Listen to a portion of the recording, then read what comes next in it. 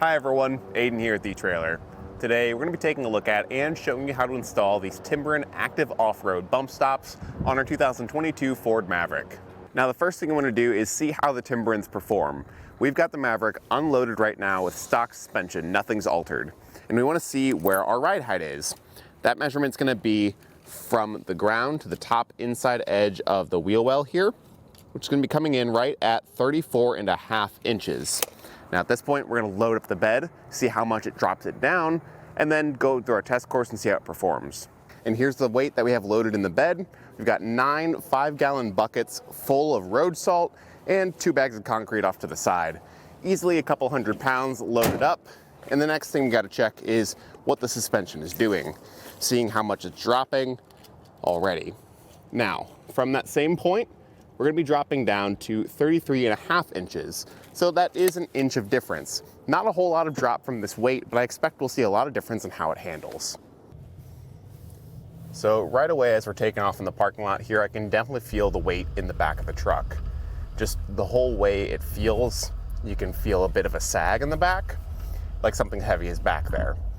Now going over the speed bumps and everything, I'm not feeling too much of a difference. It's not super aggressive, but I definitely feel like it's slow to correct. And you can feel the weight back there kind of struggle to course correct and come back to its natural state. Now, as we're driving, it's important to probably point out that this isn't even fully loaded. If you had something like a trailer hooked up or even more weight in the bed, maybe some passengers in the back, that would change the overall experience quite a bit. Now, on the side to side, things definitely feel like they're swaying a lot, like they're slow to correct, and overall, like we're not getting as much support from the suspension because all that weight back there is just bringing the whole vehicle side to side a lot more than I'd want it to. Now, with everything run through the test course, we're going to actually get the bed unloaded and install the new suspension. We're going to let you see the after footage right away though, so we're going to have a bit of a time jump, and later we'll show you how we got them installed. And with their installation done, we've got all the stuff back into the back of the bed. So we're simulating the exact same load that we were before. We can check what the ride height is. From the same point to the top inside edge of the wheel well, it is still going to be 34.5 inches, so we're not actually getting anything bringing us back to factory ride height. If we wanted something for that, airbags would definitely be the way to go because we can dial in that air pressure to bring us back up. But right now, I already took a look underneath. The Timbrens aren't making any contact yet. So right now, it's gonna feel like nothing's really changed. And there's quite a bit of distance before they make contact. So I'm not super confident over our test course we're gonna feel too much. But if you did have more weight in the back, maybe a load on the hitch, or we were going over some heavier bumps, maybe off-road, then I expect we would see more. But let's take it on the test course and see what happens. So right away as we're rolling out here, I'm definitely still noticing the weight in the bed. Like I mentioned, we're not making any contact with the Timbrens yet, so it shouldn't feel different right away. And as we're going over the speed bumps here, I'm gonna speed up to about 9-10 miles an hour like we were doing before. Everything feels honestly pretty similar. I'm not noticing too much extra support. I will compare these to the Timbren suspension enhancement system, the regular one, not the active off-road version. Those ones have a taller bracket and made contact a little bit quicker. I didn't notice too much of a difference with those, but they did make some sort of engagement. They did make contact as we were going over those bumps. So I did feel a difference there, but for here, I'm hesitant to say I do feel a difference. And here we'll go over our side-to-side action on our course, see if we can get some body roll. And again, I'm hesitant to say I feel a difference just because it was so far from making contact. So side to side, I'm still getting quite a bit of body roll.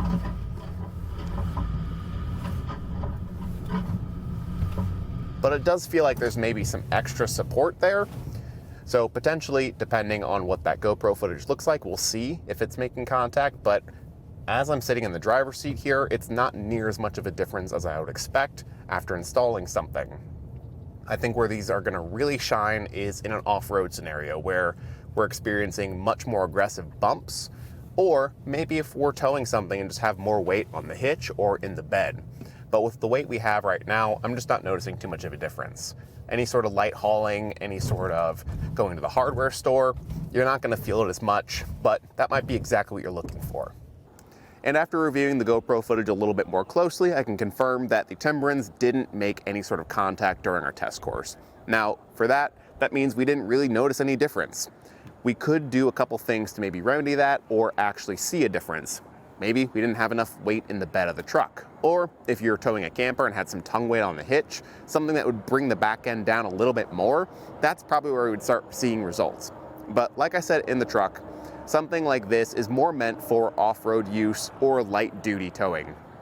So if you're looking for something that's going to engage quicker and be better for on-road towing use regularly, I'd look at the regular suspension enhancement system from Timbren. Otherwise, I think these active off-road bump stops are going to really excel in an off-road setting where you're maybe experiencing some bigger bumps and there's a lot more shock in the suspension. Something like this can absorb some of that shock and energy and act as a bit of a cushion to not put so much stress on your suspension. The lower height of them is actually really nice because it lets them travel a little bit. It doesn't need to make contact if it doesn't need to. But when you hit those really big bumps where it's gonna bottom out, there's that support system right there, ready to go and absorb that shock. Now, after knowing how these perform and maybe where some of the other Timbrens or airbags could perform better depending on how you're using your truck, and you wanna know more about the active off-road ones, here we go. They're gonna be a natural rubber construction and have a progressive spring rate. So when they do make contact, it's going to be a little bit of pressure at first, but the more they compress, the more they're gonna push back. The same can be said for any of Timbren's lines of bump stops, but that's just going to be really nice because if they only engage a little bit, it's not gonna be super rough. It's just going to be enough to help push them back into place, but when they are under a lot of pressure, they'll work harder to push your vehicle back to where it should be. And that rubber construction is gonna be very durable. Good for all kinds of weather resistances and things like road salt. They have a support capacity of 4,800 pounds. Now, that's what the bump stops are rated for, not necessarily your Maverick. So they're not gonna increase the weight capacity of your vehicle. Do be mindful of that whenever you're using them. That's just what the bump stops are gonna be rated for, and they're definitely well constructed. And as for the installation process, it's going to be really straightforward. It's a full bolt-on installation. It includes all the hardware you need, and there's no drilling or anything required. Of all the Timbrens that I've installed on different vehicles, these are definitely the easiest. So easy, in fact, that you don't even need to jack up the vehicle if you don't want to. So if you're considering getting these and you want something that's going to be non-invasive, this is definitely the way to go. But let's walk through that installation process with you right now. Now, as far as the installation goes, we're going to start out here before we head underneath the vehicle. The brackets are going to have side specifics. So this one is labeled left, which is for our driver's side, and then that's going to be the part that faces up. The other side here has a countersunk hole right there, and that's going to be where our bolt head goes. So that's going to be facing down. The other thing to take note of is this slotted hole right here. It's going to be a little bit different than the other mounting holes. That's going to be where one of our plastic clips go. That'll be facing towards the cab of the truck. Once we've got all that set up, we can do some pre-assembly. Taking our Timbren here, we can see that one end is going to have an open side where we can maybe see a washer in there. It's a little hard to see on camera, but it's there. And then a metal ring on the other side. That metal ring is going to be what makes contact with our bracket like that. And in order to get it attached, we need a bolt. Now, your kit doesn't come with any bolts or screws that match that countersunk hole. It's got these black ones and then these hex head ones. I found that these hex head ones fit a little bit better and are going to work with the vehicle a bit better, but your kit does include both. You just won't use them both. Once that's passed through the bracket on the bottom side, get it to pass up through the Timbren, making sure that it passes through the washer on the inside. And you need a lock nut, the larger one included in your kit, to thread on. I actually found it easier to drop this down through. You're not going to be able to see what I'm doing here, but get it to lay flat. You can kind of poke your finger in, hold it in place, and then thread it from this side. I can feel that it just caught, and you can see I can't pull that out, which means it's threaded into that nut. We can take our wrench and socket, I like to use the socket on the nut side and the wrench on the bolt head side. There's enough to grab, and just start tightening it down.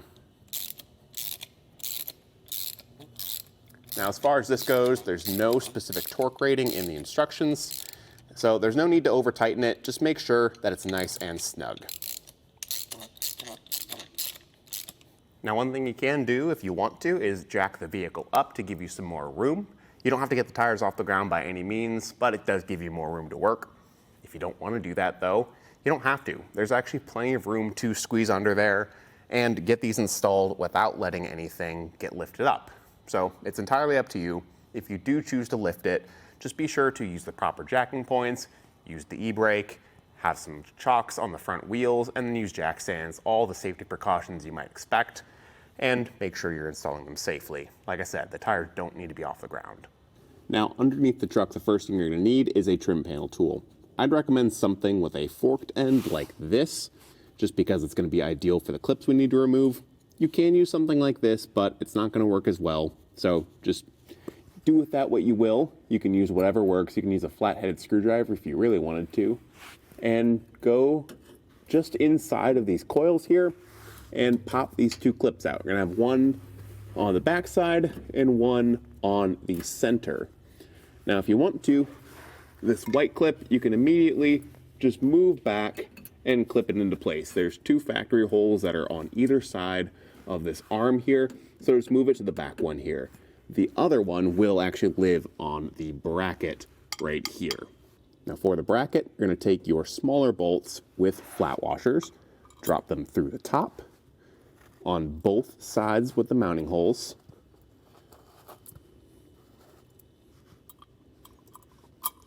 then set it into place. That's going to be just to the left of that brake line that we moved. It should drop through on both sides. And then underneath, you'll secure it using another one of those flat washers and a lock nut. Do that hand tight on both sides, and you can come back through with your 1/2-inch wrench and socket to tighten it down fully. Now, as you're tightening these down, again, there is no specific torque spec specified in your instructions, so get them completely snug. No need to over tighten, but you definitely don't want it loose. And repeat that for both the front and the back here. Now, with all that snug down, we can take this black clip, push it into the slot on our bracket. If that white clip wasn't secured, you can put that down now, getting the brake line fully out of the way, and repeat this process on the other side. And that'll do it for our look at and installation of the Timbren Active Off-Road Bump Stops on our 2022 Ford Maverick. Thanks for watching.